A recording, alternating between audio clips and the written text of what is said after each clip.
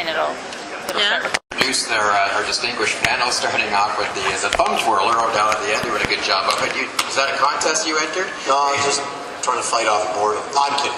Erik Tomas is the producer, writer, and anchor of the Raceline Radio Network, and 2009 marks the 17th year on the air for Canada's first and still Canada's only national motorsport radio voice.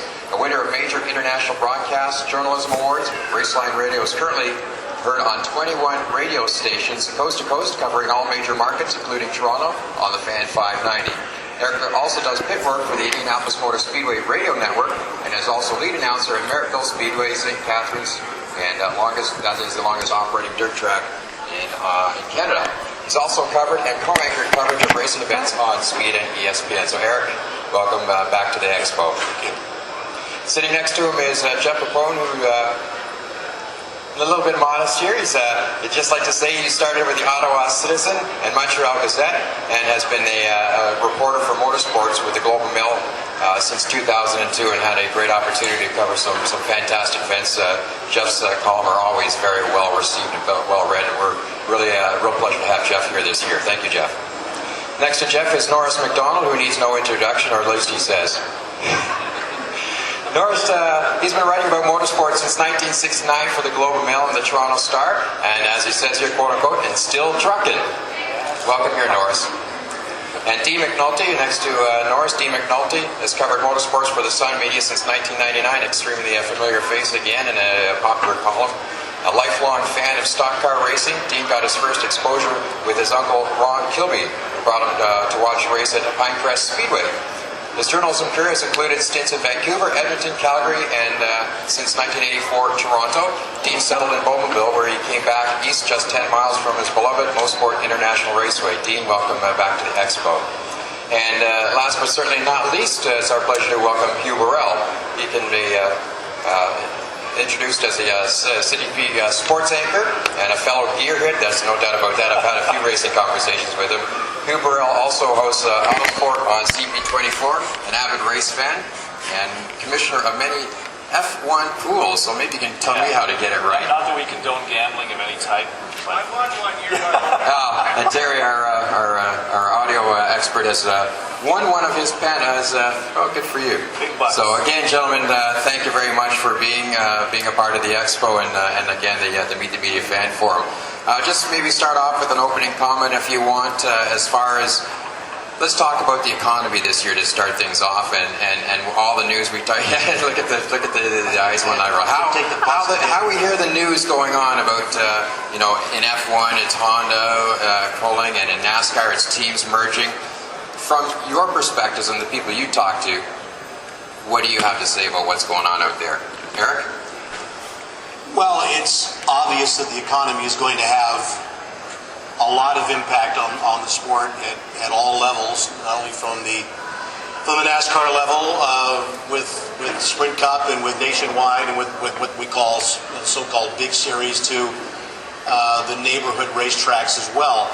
I think what we need to keep in mind is that while sponsorship procurement has always been a bit of a tough hoe, it's going to be a little more different now in terms of grabbing those dollars. But I think we also need to caution ourselves that if you listen to nothing but the business media out there and watched on television and listened to it on radio, you would drive straight from here to the Mount Hope Airport and put your head in the propeller.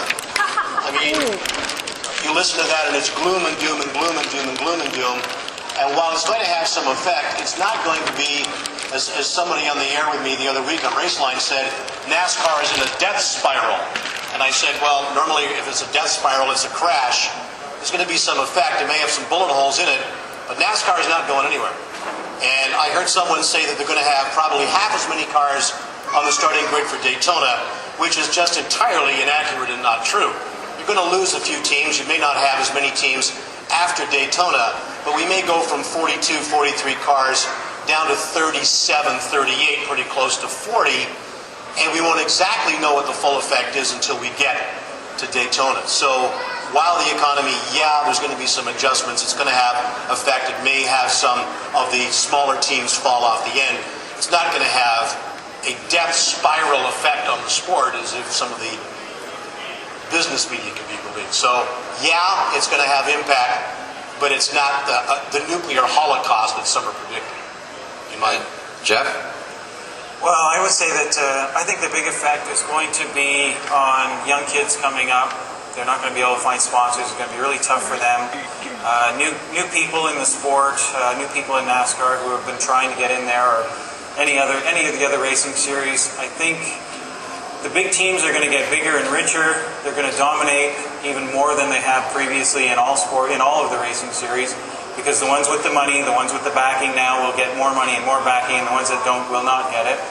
So I think what you will see is, I think like Erik said, some of the smaller teams are going to drop off the back. You will maybe have smaller fields in a lot of series. I think the Indy 500 is going to struggle to get 33 cars for sure. They're struggling to get a dozen drivers signed right now in that series. Formula One will be Formula One. You'll have the top teams dominating. You'll have the smaller teams struggling for money. That's never going to change. But I think the big effect is going to be the next generation and the kids now trying to get into the sport, the kids that are sort of at that level, just one below the top series, that are really, really going to struggle and really have a tough time.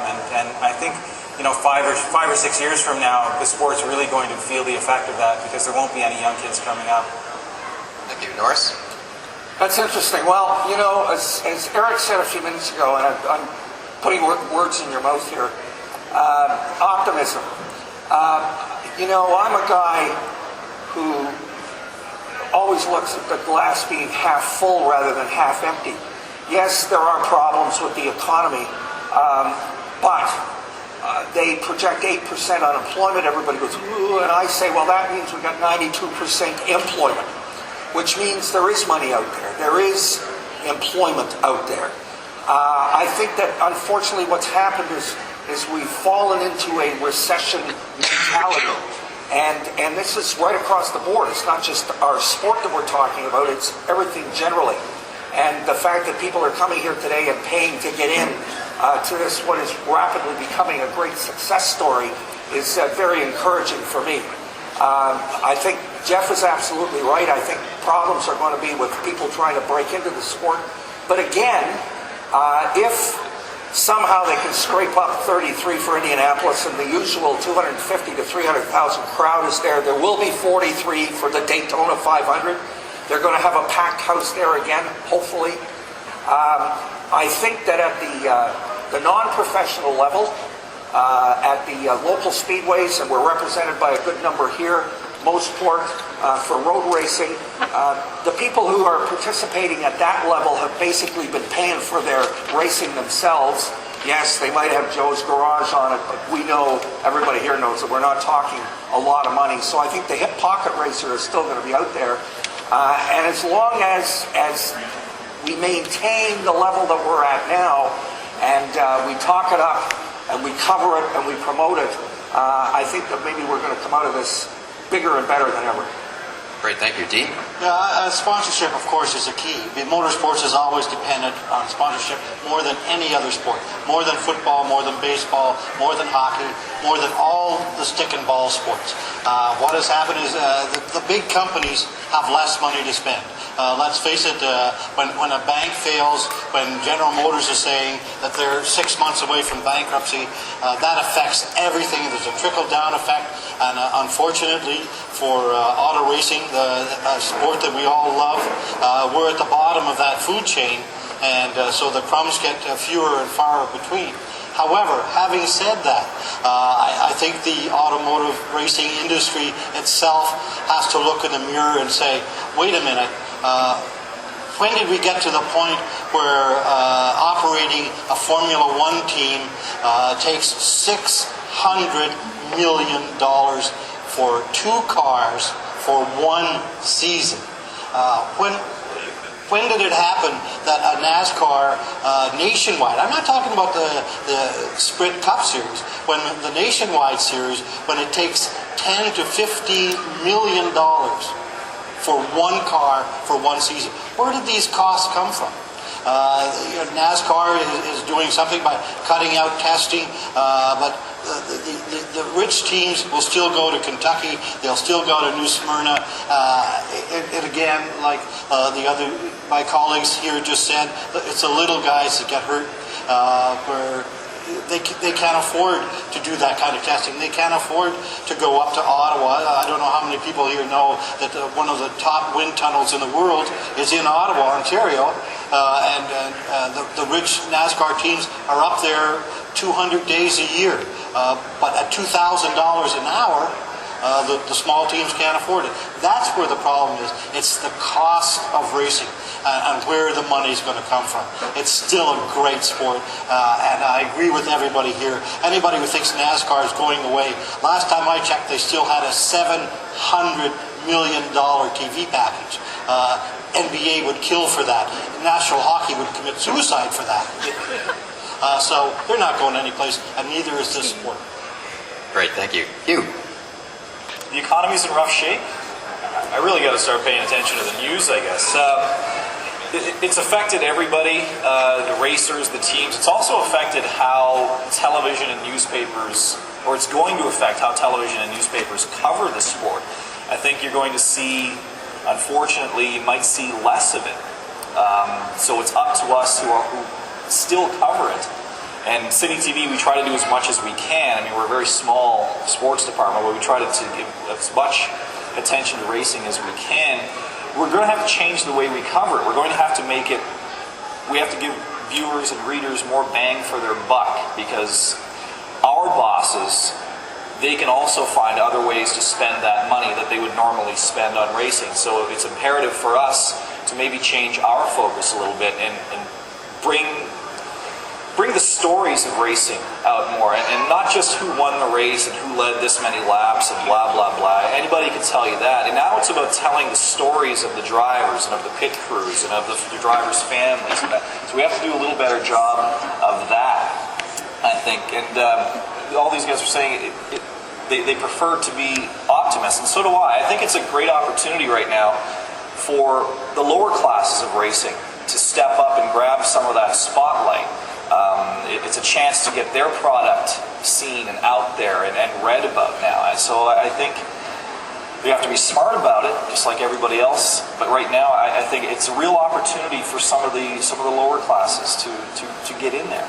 I was talking to Hugh just before we came on stage about in 2006, I was sent to 23 race weekends. That Sprint Cup, Indy Racing League, Champ Car, and Formula One. Last year it was down to 12. This year it may be down to 4. What is happening is, again, it's a product of the economy, and it's a product of fan interest. There's a great number of people here today, a great crowd. I'll tell you a little aside about the Toronto Sun. There's a gentleman in Brampton, one man, one person. He phones every day to the sports editor and says, how come you don't have more cricket in the Toronto Sun? You know what? Every day starting this week, we will have a cricket story in every day. Because that guy phones the sports editor and says, how come we don't have cricket stories? If the automotive racing fans that are here today made one phone call a week, one phone call a month to the sports editor of the Toronto Star, to the sports editor of the Globe and Mail, to the station manager at CityTV, to the sports editor of the Toronto Sun, there would be more motorsports in the paper, on TV, on radio. That's because they react to what they get from the consumer. I would love to be doing 100% of my time on auto racing. I was in 2006, about 85% of my time was spent covering autosports. This year, it's down below 30%. I haven't done figure skating yet, but I'm sure that you're going.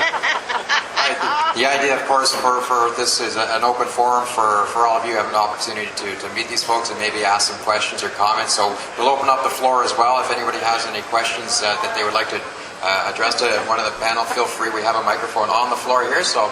I'm just going to yell out, I volunteer February, I'll be calling. Anybody for March? I think we'll happily hand out phone numbers. Yeah. We'll hand out our editors' phone numbers to you. Handing out editors' phone numbers is the answer. Is that right, Jeff? It's a very familiar refrain. I mean, we even do it on the PA at Merrittville Speedway. We're always imploring the fans to make sure that you get a hold of the editor at the newspaper and, bug the living you-know-what out of the guy. Let him know that you enjoy the coverage. I mean, just as an example, where I live, the St. Catharines Standard has one whole page in their weekend paper dedicated to racing going into the weekend and coming out of it. And the only reason that thing is there is because the fans were calling the editor every day and saying, we need more racing coverage, need more racing coverage. They went out, they peddled it, they got a sponsor and a banner ad along the bottom. And if it works in the print advertising, it'll work in the electronic advertising as well. Call your station manager, television and radio, saying, I want to see more motorsport in there. Become a pest. Become a pest and let those guys know, because it's the old adage, the squeaky wheel gets the grease. It's true, and it works. It does work. Okay, can I dive in here? I certainly don't want to discourage anybody from phoning sports editors. However, and this is where we part company. Newspapers are in trouble economically, like many other industries, businesses in the world, and you talk statistically, a year ago we might have had 8 full pages of sports coverage in the Toronto Star. It's down to about 4.5 now, and it is likely to get smaller and smaller. And yes, you can be an irritant. Yes, you can be someone who demands coverage, and you're really going to have a cricket story every day. Absolutely. I know. I know of what you speak, because I am appalled that we give up a column and a half of agate in the Toronto Star sports pages every day to Woodbine entries. Never mind the results. However, my point is that the media landscape is changing. And if I can give my own paper a plug here, this is what we're all here for. The Toronto Star has an awful lot of motorsport coverage on the star.com and wheels.ca. And I produce a lot of it, so I know. There isn't room in the newspaper to cover the sport adequately, but there's all the room in the universe on the websites. And I would suggest to you that when you make your phone calls, that you say, as well as put a story in the newspaper, ask why they don't have more motorsport coverage on their websites, because there's no excuse for that. Good comment. Got a question over here and then over to the other side. Go ahead. Hello, boys. Hi. Hi. Okay, so you've all spoken to it a little bit, and Hugh alluded to it earlier, having a more positive, not role model, but trying to bring autosports into a more positive light. Will that help, and is there a responsibility of the media to do that in order to help the drivers and the teams solicit sponsorship? Because part of that solicitation of sponsorship is to say, we're going to get your name out there and you're going to get all this press, and now we're seeing that the actual coverage is going down into the tank. And what do we do here? Is it the responsibility of the media to step up, and you think that that's something that we should all do this year? I think it's a chicken and egg argument. The situation is, in this very room today, I have 3 championship drivers in Jacques Villeneuve, Scott Maxwell, and Ron Fellows. Any other sport, in motorsports, these guys are the Wayne Gretzky's, Mario Lemieux's, and Gordie Howe's of their sport. They're world champions, and Canadians, and Torontonians, and Jacques from Montreal, of course. But it never ceases to amaze me that we have 3 of the greatest racing drivers in their disciplines ever produced in any country in the world, right here in Canada. And I have this argument weekly. Right here. Right here. I have this argument weekly with the stick and ball guys at the Toronto Sun. And they say, well, you know, The Star doesn't do it. The Globe doesn't do it. So why should we do it? And then, but to me, it's all the more reason. And again, it gets back to what Jeff said.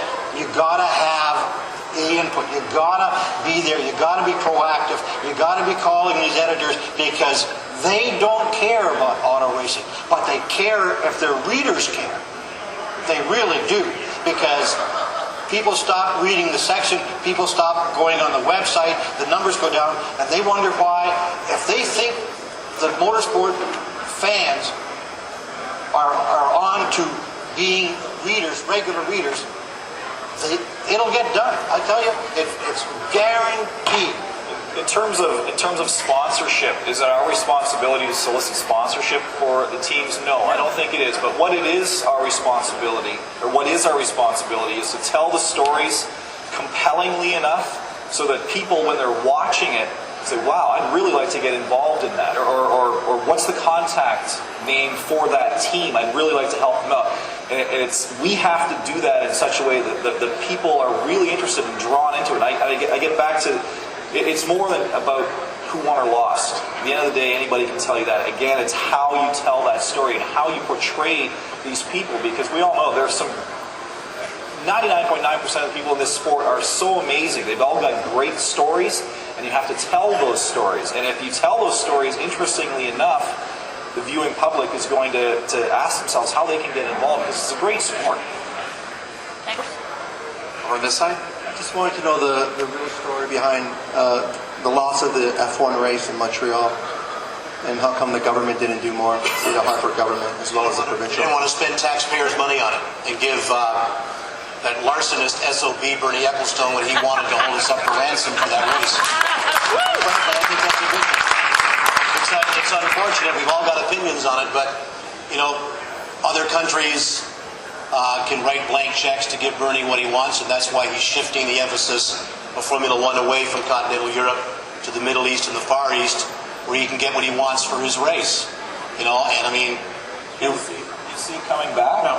It's never coming back. It will never come back. If it comes back, we all may be in the ground before it comes back. It's not going to happen in 2010 or 11. I mean, it's a situation. It's not. You know, you can't blame Stephen Harper no more than you can blame whoever was prime minister. This was not going to happen.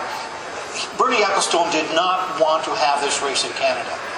He wants this race in former third world nations, in oil-rich countries where there is no democratically elected government, where the leaders of those countries just write a check without asking the population. So it's not like the race from Montreal is going to Italy or Australia or Brazil or Argentina. No, it's going to Bahrain, Singapore, and Turkey.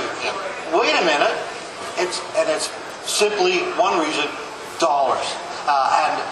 He's holding. It's not even for ransom anymore. Canada was the only F1 race where Bernie Ecclestone did not own the rights to the private suites. FOM management owns the rights to private suites in every F1 race. That's hundreds of millions of dollars a year in his pocket. And there's a nationwide race still there, last time I checked. So, there you are. And I certainly don't want to be seen as anybody who's defending spending public money.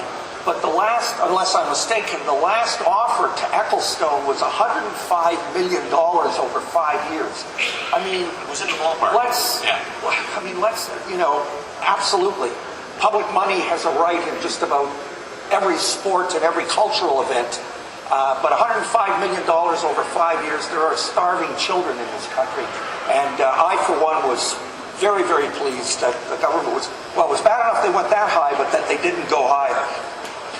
Good stuff. Well, I think, just before we go on, Go ahead, Jeff. I think it's very easy, though, to paint Bernie as the crook in this, the finances of Formula One, the way they are, and with the teams asking for more money, there's no way that the holding company that owns the rights to Formula One can balance their books without races that pay them more.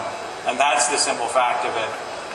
They need to get $50 million per race, and they weren't going to get it from Montreal, and they never were going to get it from Montreal.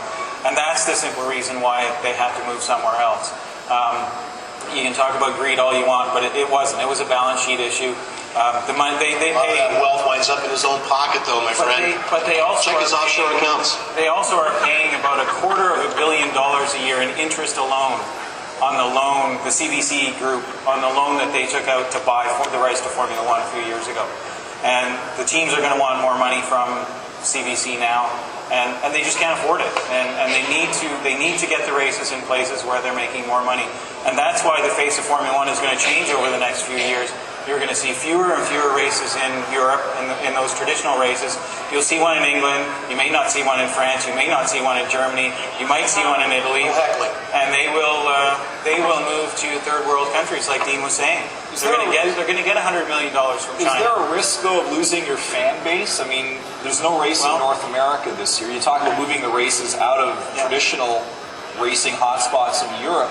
And it's fine to move these races into the third world countries, but if you look in the stands of some of these races, there's nobody there. In Malaysia, for example, the people are in the stands because they're given tickets. They can't afford to go to the races. Let's not forget, the reason there is an F1, the reason there is a NASCAR, the reason there is IndyCar racing, the reason there is American Le Mans Series is to sell cars. That's the end result. That's why the manufacturers go to these things, because they want to sell cars. Last time I checked, Ferrari sold more cars in North America than they did in all of Europe combined. You need 3 races in North America, not none. And that's when the manufacturers are squawking now. So there's going to be a battle there somewhere down the line. They need 2 in the US and they need 1 in Canada. Now they have none. So the manufacturers are saying, well, Ferrari, BMW, and Renault through Mazda, whatever, that's going to be a battle somewhere down the line that Bernie's going to have to wrestle with. But don't hold us for ransom while you're padding your own bank account. That's what gets me. Yeah, but the place they're going to go is the U.S. They're not going to come to Canada. They have to be in the U.S. market. There's no doubt about it. And the only place they can do it is Indianapolis, whether Bernie likes it or not. And he's going to have to deal with Tony George. And from what I understand, they were $7 million apart on a deal. And they didn't sign. Good conversation. Another question, guys? Hi, guys. My name is Daniel DeLeo, and I've had the pleasure of dealing with many of you before, talking about what we can do to help generate interest in motorsports. I've been lucky enough to be an aspiring driver for the better part of my life. And uniquely now I'm sitting here wearing 2 hats, being involved, still pursuing a racing career and being in the business of karting, mainly, with Goodwood Kartways and everything that my family does with Goodwood Kartways. I'm listening to this conversation, and even though I've heard it all 100 times, it's still very interesting and always respected your guys' opinions. Part of what I'm looking at right now is saying, we're all talking about what we can do to generate more interest for motorsports and the stories on what you guys can cover. I appreciate the whole, bug the editor, but I was that guy doing that for a couple of years when I was 16 or 17, and it was great. You guys covered my career a lot, but at some point you guys need a story to write about. You just can't talk about Daniel DeLeo or karting.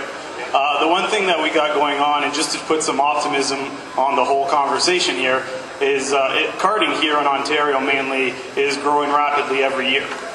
There's a bunch of tracks in the area that have what's called the Arrive and Drive program for young guys to get involved in. And being part of it, I can just tell you that the talent that's coming from these series is absolutely, unseen before. Not every kid 10 years ago could get into karting because of the cost of the sport. We have 4 kids right now that are on our junior development program that literally, without the ability to buy a $100 membership and go karting, would have never been in the world of motorsports, in my opinion. There's stories that can be talked about. There's young Canadian drivers like Dean talked about, and we've always been a hot spot for driver talent. What can we do, or me specifically, with the business hat on in the industry, to get more awareness of the sport of karting, mainly because I think we talked about it. With drivers struggling to break that final level in the world of motorsports. Covering the grassroots level of karting is what's going to feed the bigger levels of motorsports later on. I know from the Toronto Sun's point of view, and that's at Sun Media, I'm encouraged in one area that the Sun Media, of course, is more than the Toronto Sun. Sun Media owns almost 60 daily newspapers from Vancouver to Halifax. And like Dan said, karting is a growing sport outside of the major centers. It's growing in areas like Ottawa. It's growing in areas like Calgary, Edmonton, Saskatoon, Winnipeg, London. And I think that I'm getting more inquiries from the smaller papers, from our smaller markets, asking to do that sort of thing. And I think. Once again, I'm only one person, but I would encourage, I know Dan has been very good, I've dealt with him over the years, always, but if you have a son or a daughter or a niece or a nephew, or you see some kid that's special and maybe has a unique story, those things sell themselves, but we have to know about them. A phone call to me at the Sun, or just to get the ball rolling. And it's hard. It's a tough road to hoe. But there's, like Dan said, there is we are amazing in terms of the population of Canada. We have produced more world-class race car drivers than any other nation. We're talking more than Germany, more than Italy, more than Belgium, more than England. It's incredible. It's the free health care. Yeah, it's a free health and plus it's our cold weather is what it is. It's our 4 months of summer but it is and it starts at that grassroots level. And I'm encouraged when I go out to Motorsport on Saturday afternoons, and I see 2 karting tracks out there, and they're just packed every weekend. And I see it in Innisfil and all the other tracks. But at the same time, I feel sadness every time I drive by Whitby and I know that track's not there anymore. But it's growing at the grassroots level, and that, as my friend said here, that's a half full. That's a half full glass. I know. You see, I tend to forget them because, well, you know why. Every week at CityTV, we run a feature called Athlete of the Week. Send me some information on some of these young drivers, and I promise I will go up this summer and feature 1 or 2 of them. And that's a great way to drive people to your sport. And I'll say, for more information, go to our website, which was a great suggestion, because like you say, there's all the room in the world on the website to feature this type of information. So we'll do our part for that. Yes, Glenn, sorry, before you go on, the one thing I would suggest, though, is patience. Sometimes there are a lot of things that are happening. I get, in the winter months, I get one column a week. In the summer, I get 2. But there's always something going on. There's always something that gets in the way. I'll give you an example. I have a driver that I wanted to talk to beginning in October, and I spoke to him 2 weeks ago because I was just getting pulled every which way due to a whole bunch of different circumstances, the Canadian Grand Prix being one of them. And, you just got to be patient sometimes. We can get to it as soon as we can. And that's sometimes the reality of the situation, especially in my situation where I'm doing mostly feature writing.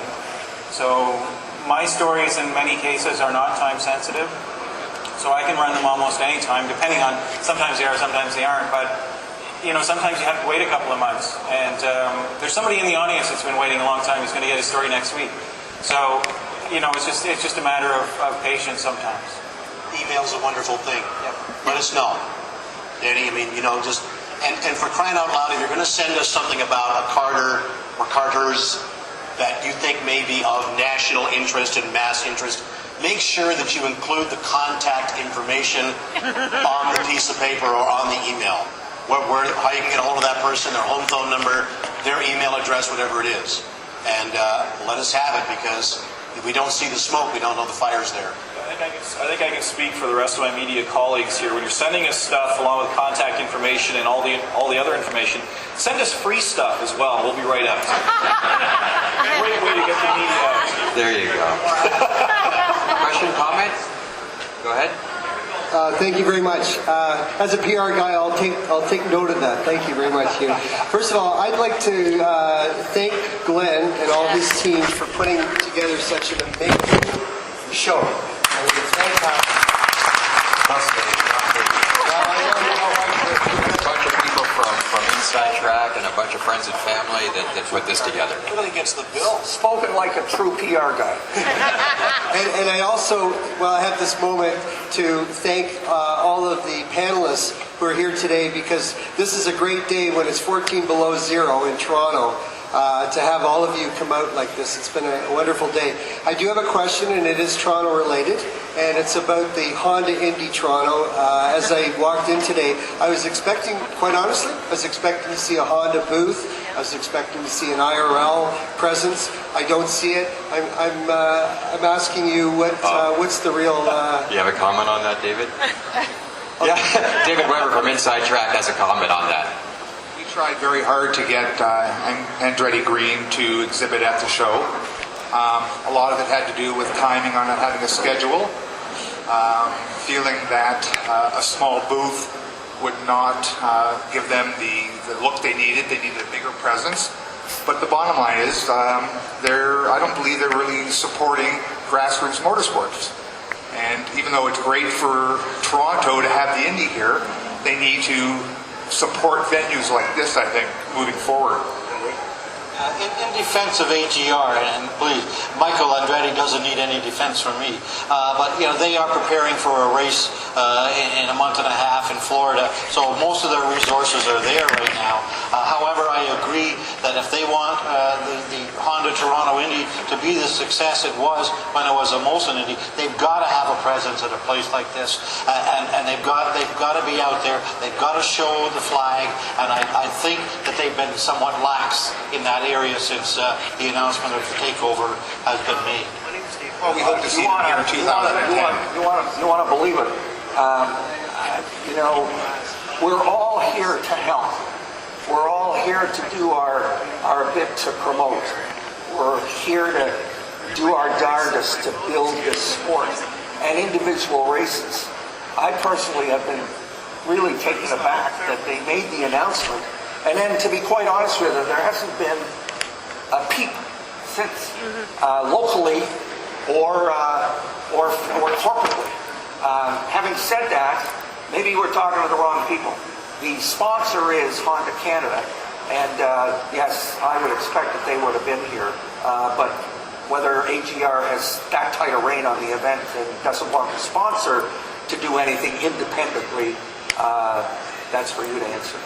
They're supposed to have a ticket launch next month, and tickets are supposed to go on sale, because we had contact from a lot of listeners who got kind of panicky because the race in Detroit-Windsor is closed down for a year because of the economy, and people were wondering, well, what's going on in Toronto? So we'll have a little clip with Charlie Johnstone from the Indy on Raceline Radio's Top of the Week, and that's basically what he's going to tell you, is they have a ticket launch plan for next month, and the tickets will go on sale to the general public at the same time. So there's the update, if you wanted an update on what they're doing without their booth. And they should have been here, you're right. Anybody want to add to this one? Good? Okay, great. Hi, I'm Steve from Montreal, and very sad that we lost the Formula One race. I know I'm going back to the other subject. I believe the race will be back. I'm being optimistic, but if you look at the new economic reality, the $600 million a year, that's not going to last. And Ecclestone isn't going to last either. He's in his, 70s, 80s. Do you think that the race can come back? I'd like to have your opinion. I think it can come back, but I don't know whether it will. Montreal is a very unique situation. There's some things that are not generally known. For example, the largest TV audience of all the F1 races worldwide is Montreal. And that's mostly a product of geography, because the race is shown in prime time in Europe for a noon start in Montreal. But that's a great selling point for any sponsor. For the manufacturers, the drivers. Ask Jacques Villeneuve, who's here today. It's a favorite spot for all of them. Unfortunately, as Jeff said, there's costs involved, and when you only have one stop in North America, and you talk about Hillary Clinton saying it takes a village to raise a child, it takes 3 airlines and 2 ships to move an F1 race from Europe to North America. So it's logistics as much as anything else. Plus, sadly, and I love Circuit de Villeneuve. I love it to death. It does need upgrades on the actual track. The physical plant itself needs to be upgraded. And I don't know Norman Legault, who has been the promoter of that race since its inception, doesn't appear to have the desire to do it anymore. So somebody needs to step up, and I don't know who that is. Players are not here anymore to do it. So I worry terribly about the race and its future. I think Jeff was right on in the fact that, and Dean is right too, that it all has to dovetail in terms of logistics, because, as we said before, if the manufacturers are in the business of selling their brand, Ferrari, BMW, Toyota, etc., that they need to be in North America with not 0 races, but with 3. But to make it economical in terms of aesthetics and logistics and moving, as Dean said, the championship from continental Europe or Asia, wherever they happen to be, across to North America, they're going to have to do a race in the U.S. and then a race in Canada on the same trip. So there's a lot of that to consider as well. The best thing that can happen, and again, maybe I'm throwing another dart at Mr. Ecclestone, but the guy isn't the ninth richest guy in Europe because he's not greedy. But here's the idea, is that we need to get that guy out of control of it. We need to get Max Mosley out of there in control of it, to get someone with a fresh approach in there where we bring the cost of it down. Even Jacques would even disagree with that. But it needs to come down where teams aren't spending, $600 million and over $500 million to field these cars. So the old way, are we done with that? And do we need to get rid of the old way, the old administration, to get the race back in Canada? I think that you probably do. Well, maybe Bernie's wife will get F1 in the divorce settlement, and Max will be lured away by some more hookers. And I think the one thing that may happen, I think the only chance for the Formula One race in Montreal is if you look at a model like the Fuji circuit in Japan. It's owned by Toyota. It's promoted by Toyota. Everything is paid for by Toyota. And I think if the manufacturers get together and they decide they want to race in Canada, they will pay for it. And I think that's probably the only hope for that race. Governments are not going to pay for it. The City of Montreal certainly does not have the money to pay for it. And I don't think they can find a sponsor in Canada with deep enough pockets to pay for it. So, BMW, Mercedes, Ferrari are going to have to put the money in. And I think that's the only way it's going to happen. Excellent. Got to wrap up very shortly. We have another question. Very quick, and I'm going to change it up a little bit. With Dakar being forced to move the location to Chile and Argentina, from a media perspective, how has that impacted coverage? I haven't seen as much this year as in the past. Has that affected how you look at the Dakar? Well, I'm not so sure that there isn't good coverage. It's on the Outdoor Life Network for anybody who has the full Rogers Cable and I guess Bell Expressman thing. So yeah, they have. I think it's on at 4:30 in the afternoon. It gets repeated, and that's every day. And I think the Star has had at least at a minimum a brief of Carlos Sainz has been winning most of the stages, and I don't think it's any less. Maybe it's. I would argue that it's more because of the OLN coverage, which hasn't happened before. Cole Robbie Gordon. He's third right now. Only I think he's 5 hours behind. It has the Paris to Dakar Rally. That's what it is. It's not that anymore.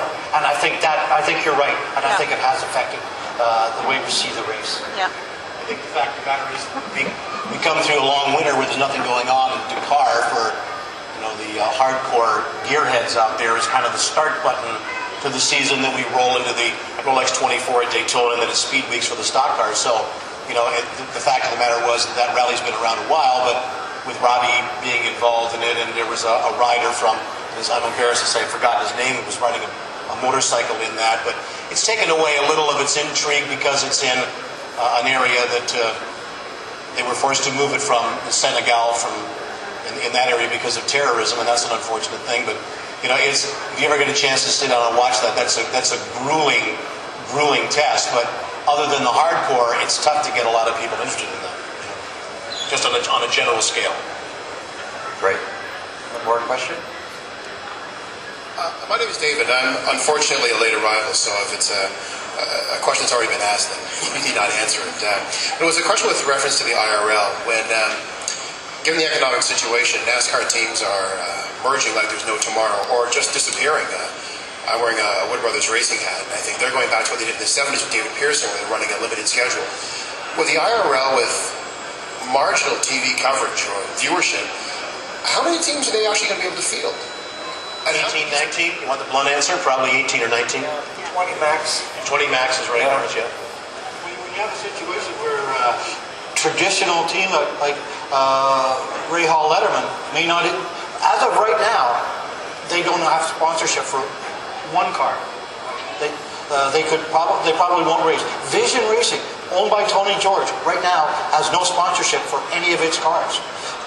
The owner of the series may not be able to put a car on the track this year. So that's what you're talking about. It runs the gamut. There will be an IndyCar series this year. But the economy, I think Jeff pointed it out earlier, the economy hurts the smaller guys first. F1 and NASCAR, they're going to be good. They're going to survive. There'll be teams disappearing, but there'll still be virtually full grids. But once you get below those two guys, the Nationwide Series is going to be hard hit this year. The Truck Series, Toyota's already talking about pulling out all of their sponsors. Dodge has already done it. Ford is down to like one team. At that level, there are going to be hurt. And definitely IndyCar racing is going to be hurt. But I think they could make it, but it's going to be a tough call. But, the merger is the only thing that would save them, that has them even racing this year. If they were still two series, there's no way either one of them would survive. Yeah, absolutely. I think we have time for two more questions. We got one here and one up the front. Hi, Calvin Reynolds. I'm just wondering, get back to the coverage of IndyCar. I know ABC is going to be doing 5 races, including Toronto, but are we even going to see the other ones on this new network that they've got coverage from? Because every time I go to their site and I click on my Rogers cable, they say not available in Canada. So, unfortunately, ESPN2 is picking up a lot of the races, and I understand that TSN2, the network that nobody gets, is going to pick up a few races. However, Calvin, that's a real solid concern, and for us here in Canada, let's just hope that Jimmy Vassar gets you got $1.8 million left and get PT in a car, and I think that'll revive a lot of the interest we see. PT, by the way, Paul Tracy. For those who don't know, that's PT to his friends, I heard. PT for his enemies. Board director. I hope you don't mind, I have 2 questions. One is, will Fort Erie happen? And the second is, who do you guys think is going to be the next big thing out of Canada? Fort Erie won't happen, and Robert Wickens is absolutely our next F1 driver. I would agree. I agree with Wickens, living down in the Niagara area. The jury is still very much out on that, but knowing some of the principles that are involved in it and having some contacts on Fort Erie City Council, the last update that we had on that was that, and here it comes, the corporate line, it's all moving along as it should. Whatever that means, you can interpret that to mean whatever you want. The only other nugget of news that I have about the Fort Erie track is that I had a phone call from a guy who does a signage and graphic business in the Niagara area. He was contacted by the people who were putting this track together, wanting him to put bids in on signage. So they haven't dug a hole in the ground yet to start this, but signage for even the construction site is a step down the road. And I suppose the only reason that, and I can only speak for Raceline Radio and the Raceline Radio Network, is that I'm giving this thing a little more coverage than I did the other attempts at this, because there's been about 3 false alarms about a track in the Fort Erie, Niagara Falls area up to this point. is that these guys have bought the land, they have offshore investment attached to it, they've named people, they've named sources, they've named the people with the money, and they've been able to move the ball down the field closer to the goal line than these other people have in the past. Does that mean it's definitely going to go? I can't tell you that. All I can tell you is what my contacts tell me, and they have been able to move it further along than the other people have over the last 2 or 3 times that we've had. That's the only thing we can say about that. Rick Wiggins, certainly the upcoming guy. Yeah, that's pretty much a done deal there. Yeah. I agree. I've just got to say something real quick. I agree on Wiggins, and he's going to be fabulous. He could be world champion. I will suggest that there will be a racetrack built in the Fort Erie, Niagara Falls area, but not by the people we're talking about. It'll be done by somebody else. I think Robbie has to be a little more consistent. He had a really rough year last year in World Series. I think the F2 Series is going to be a really good challenge for him because there are a lot of really highly touted drivers in there. I think the one thing that people forget is there's a kid named Bruno Spangler who's racing in DTM right now, who is, I guess, the top Canadian driver in any racing series in the world right now. And he is highly touted by Mercedes, and I would not be surprised to see him in a test role in Formula One in the near future, and even in a seat at Honda if they get Mercedes engines. The interesting part of it, not to interrupt you, Jeff, sorry, is that these guys, Bruno and are plying their trade in Europe in front of the scouts for Formula One, where they are. They're not racing in North America. I mean, even Danica Patrick took that route, if you want to compare it to another driver. They're not here in North America hoping that someone sees them on television in Europe, and understands, oh, this guy could be good. They're over there doing it over there where the scouts are, and I think that's very important for Robert and for Bruno as well. And I think that's a genius move on their part. Well, the one thing you got to remember about Robbie as well is he's got Red Bull behind him. And that is the only reason he is where he is today. And that goes back to the sponsorship issue we talked about. He would not be there without it. He didn't do it without talent. Oh, no, obviously not. No, he had the backing to develop it. You know, and a comment about him as well, that he's one of these drivers that's come up through the Ron Fellows Go-Karting Challenge, and as you all know how fantastic a person Ron Fellows is and how much of a support he is of Canadian drivers and Canadian talent. These drivers that are brought up, and Robert's one of them, have learned a lot from him. And Robert is a very receptive guy, a very welcoming guy, loves to meet people. He really wanted to be here this weekend and extends best wishes for all of us. And he had been pegged to go do his fitness evaluations for Red Bull. But when you talk about these drivers, there's one who, not only on the talent side and the financial side, but he really wants to connect with fans, and that's great to see. And I think Ron Fellows probably owes a lot of credit to that for coaching these drivers up that way. We got to wrap this up. We've got Jacques Villeneuve coming up in a few more minutes. Dan DeLeo is still out there. You're on stage tonight. There's another driver who's doing his part to try to progress his career. He see these drivers who come out to these kinds of functions and want to meet the fans. He'll be on stage tonight with the Rolex 24 drivers and the Coney Challenge drivers. He'll be racing next weekend at Daytona. So looking forward to seeing you on stage tonight. Again, thanks to all the panel. Great to have you here. Last comments, quick plugs for what's coming up on the station.